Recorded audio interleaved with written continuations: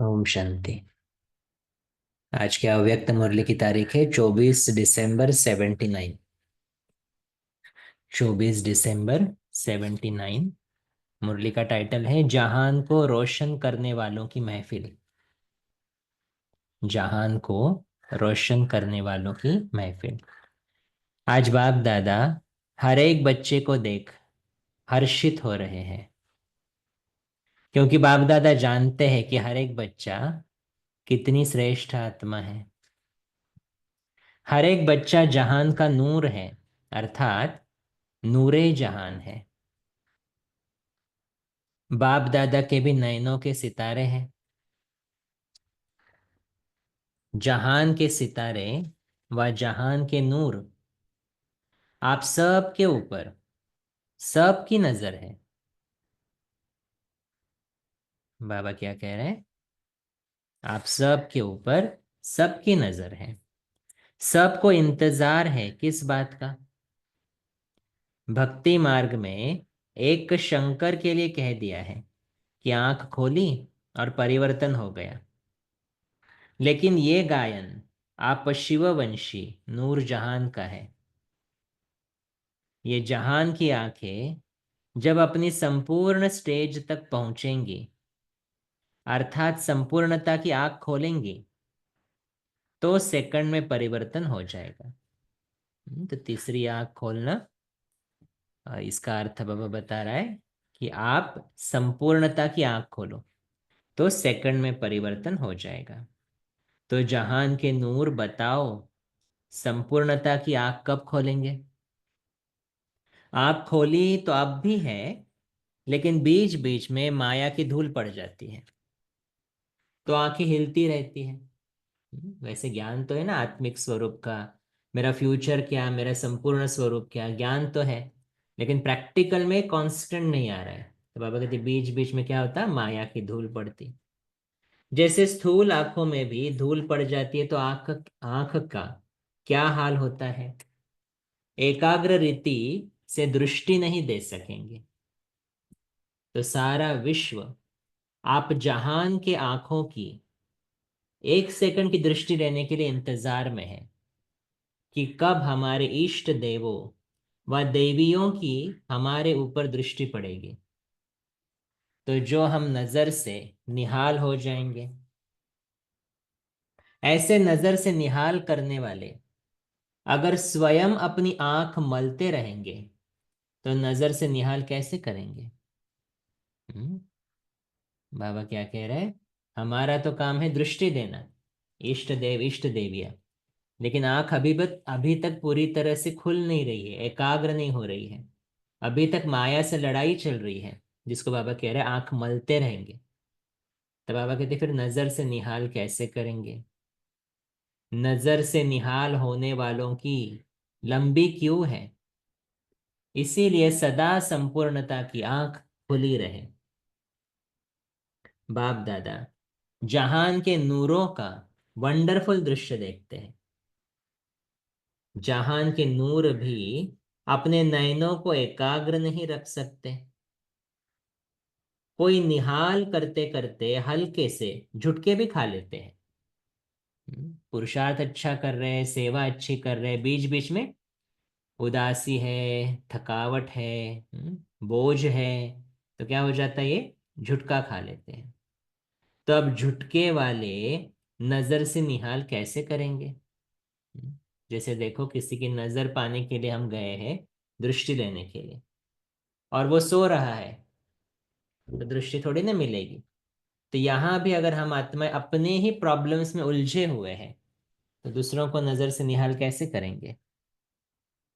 संकल्पों का घुटका ही झुटका है। व्यर्थ संकल्प विकल्प चलना, बाबा कहते ये भी क्या है, झुटका है। आपके भक्त आपको देख रहे हैं, देखो बाबा वही कह रहा है, आपके भक्त आपको देख रहे हैं और मूर्तियां क्या कर रही है। और बाबा कहते हैं और दर्शनीय मूर्त झुटके खा रहे हैं, तो भक्तों का क्या हाल होगा? इसीलिए आंखों का मलना और झुटका खाना बंद करना पड़े। तब दर्शनीय मूर्त बन सकते हो। हम्म, अभी मन का भटकना, व्यर्थ संकल्प, विकल्प, निगेटिविटी, छोटी छोटी बातों में उलझना, आलस्य, अलबेलापन, ये सब चीजें बाबा कहते बंद करना पड़े, संपूर्णता की आंख खुली रहे, तब क्या बनेंगे? दर्शनीय मूर्त, साक्षात्कार मूर्त। तो अमृत वेले जहान के नूर को बाप दादा देखते हैं कि जहान के नूर हिल रहे हैं या एकाग्र है। एक बाबा के साथ बैठे हैं अमृत वेले या मन भटक रहा है। अनेक प्रकार की रूपरेखाएं देखते हैं, वो तो आप सब जानते हो ना। वर्णन भी क्या करें, बीती सो बीती। बाबा उसका वर्णन नहीं कर रहा है लेकिन हर एक अपने को चेक करे, अमृत वेले मेरी स्थिति क्या रहती है, क्या मन भटक रहा है या बाबा के साथ है या नींद में है, आधा टाइम निद्रा लोक, आधा टाइम परम धाम, ऐसा तो नहीं है ना। इन बाबा कहते बीती सो बीती। अब से अपने महत्व को जान, कर्तव्य को जान, सदा जागती ज्योति बनकर रहो। सेकंड में बाबा देखो क्या कह रहे हैं, सेकंड में स्व परिवर्तन से विश्व परिवर्तन कर सकते हो। नहीं, इसके वही बकल बाबा ने कहा ना कि बाबा का आप में निश्चय बहुत ज्यादा है लेकिन आपका ही खुद में निश्चय नहीं है। तो बाबा अभी क्या कह रहा है, एक सेकंड में आप परिवर्तन कर सकते हो, इसकी प्रैक्टिस करो। अभी अभी कर्मयोगी, अभी अभी कर्मातीत स्टेज। अभी अभी कर्म में आए, बाबा के साथ कनेक्शन, कर्म होने के बाद उसका संकल्प भी नहीं चले, वो कर्मातीत स्टेज। जैसे पुरानी दुनिया का दृष्टांत देते हैं, आपकी रचना कछुआ सेकंड में सब अंग समेट लेता है, तो समेटने की शक्ति रचना में भी है। और आप मास्टर रचता, समेटने की शक्ति के आधार से सेकंड में सर्व संकल्पों को समाकर एक संकल्प में सेकंड में स्थित हो सकते हो। कछुआ क्या करता, एक सेकंड में समेट लेता, वैसे ही बाबा कह रहे हैं आप भी कर्म होने के बाद सभी संकल्पों को समेट कर एक बाबा के साथ जुड़ जाओ, उसको कहेंगे कर्मातीत स्टेज। ये मैंने ठीक किया या नहीं, पता नहीं क्या हुआ होगा, पता नहीं लोग क्या कहेंगे, ये संकल्पों में जाना कर्म के बाद, तो वो उसका भी अकाउंट बनता जाएगा, क्योंकि वाइब्रेशंस कौन से क्रिएट हो रहे हैं। इसलिए बाबा कहते हैं अभी अभी कर्मयोगी, अभी अभी कर्मातीत स्टेज। अभी बाबा अंतिम दृश्य क्या होगा वो बता रहा है। बाबा कहते चारों ओर की हलचल की परिस्थितियां हो, फिर भी सेकंड में हलचल होते भी अचल बन जाओ। तो फुल स्टॉप लगाना आता है? फुल स्टॉप लगाने में कितना समय लगता है? फुल स्टॉप लगाना इतना सहज होता है जो बच्चा भी लगा सकता है। क्वेश्चन मार्क नहीं लगा सकेगा लेकिन फुल स्टॉप लगा सकेगा। तो वर्तमान समय हलचल बढ़ने का समय है। ये तो अभी हम देख रहे हैं सारी दुनिया में क्या हो रहा है, और इसलिए बाबा कहते हैं वर्तमान समय क्या है, हलचल बढ़ने का समय है। लेकिन प्रकृति की हलचल और प्रकृति पति का अचल होना। हम आत्माएं कौन है? प्रकृति पति। इसलिए जितनी हलचल बाहर उतना में अचल अडोल। अब तो प्रकृति छोटे छोटे पेपर ले रही है, लेकिन फाइनल पेपर में पांचों तत्वों का विकराल रूप होगा। एक तरफ आग, एक तरफ पानी है, एक तरफ भूकंप है, बहुत सारी चीजें, कई स्टॉर्म्स है। तो कहते पांचों तत्वों का विकराल रूप होगा। अभी भी लॉस एंजलिस में क्या हुआ, एक तरफ आग और दूसरी तरफ विंड बहुत जोर से, स्पीड बहुत ज्यादा है, इसलिए बहुत फास्ट स्प्रेड हो रही है वो आग। तो बाबा वही कहते हैं फाइनल पेपर में पांचों तत्वों का विकराल रूप होगा। तो एक तरफ प्रकृति का विकराल रूप, दूसरी तरफ पांचों ही विकारों का अंत होने के कारण अति विकराल रूप होगा। इसलिए तो आजकल देखते हैं ना दुनिया में भी कोई सेफ नहीं है। हाँ, क्योंकि विकार हावी हो चुके हैं। तो एक तरफ प्रकृति के पांचों तत्व, एक तरफ सभी विकार अपना लास्ट वार आजमाने वाले होंगे।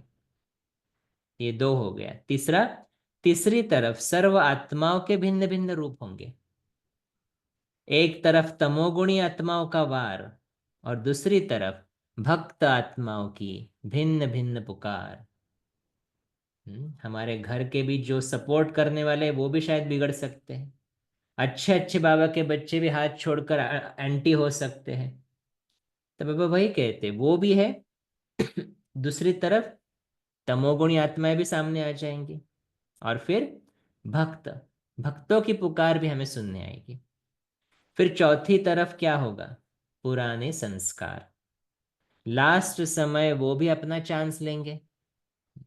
उस वक्त ऐसे ऐसे थॉट्स आएंगे, ऐसे ऐसे संकल्प आएंगे कि समझेंगे ही नहीं कि मैं ऐसा क्यों सोच रहा हूं, इतने सालों के बाद ये संकल्प क्यों आ रहे हैं। क्योंकि बाबा कहता है वो लास्ट समय वो भी अपना चांस लेंगे, एक बार आकर फिर सदा के लिए विदाई लेंगे। तो संस्कार का स्वरूप क्या होगा?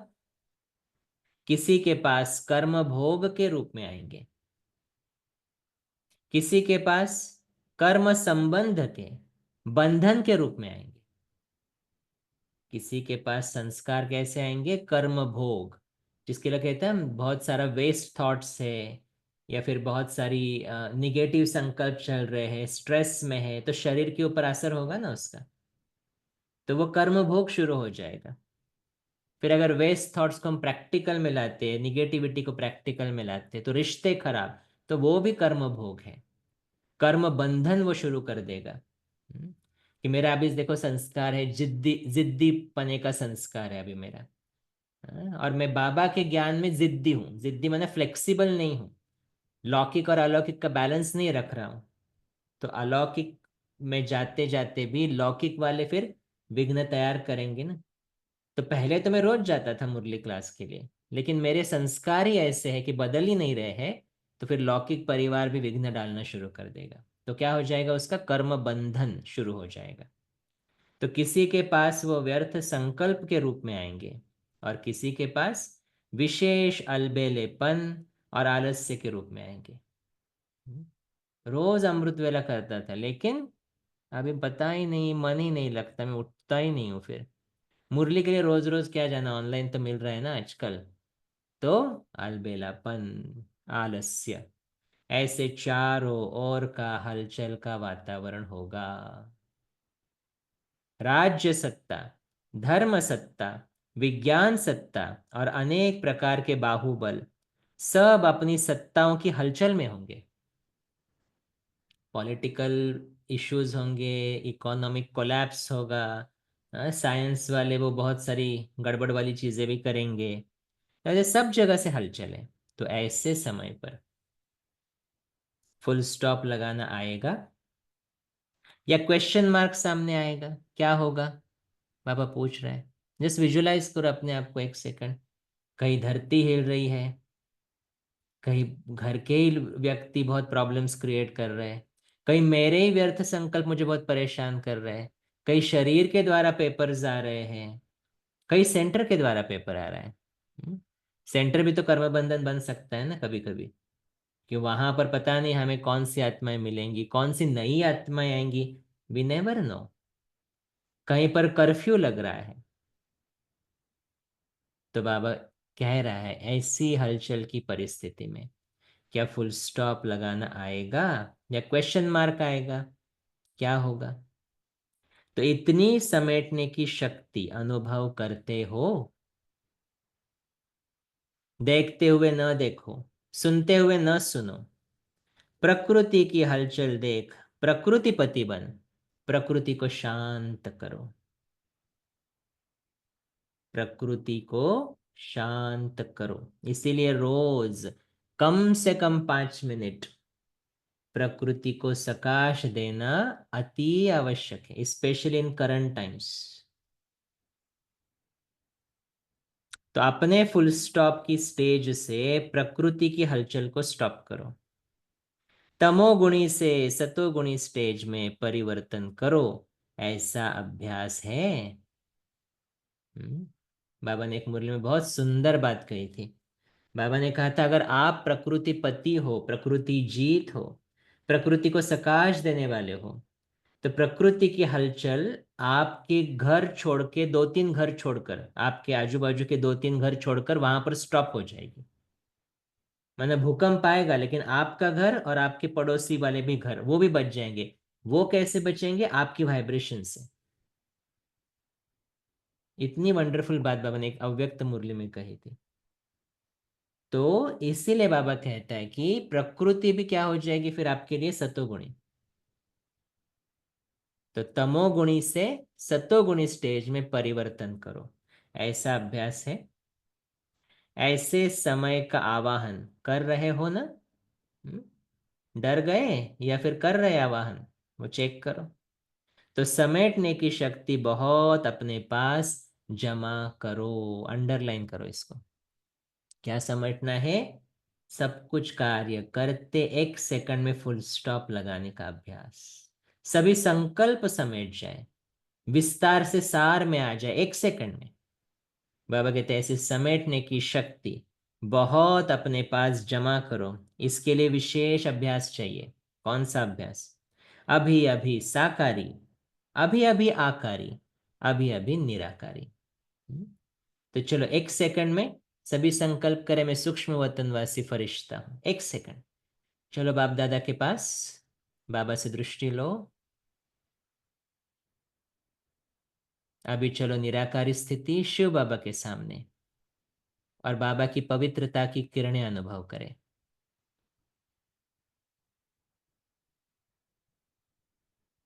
और अभी आ जाओ साकारी में, कर्मयोगी आत्मा हूं, इसी देह में ब्राह्मण स्वरूप, कर्मयोगी।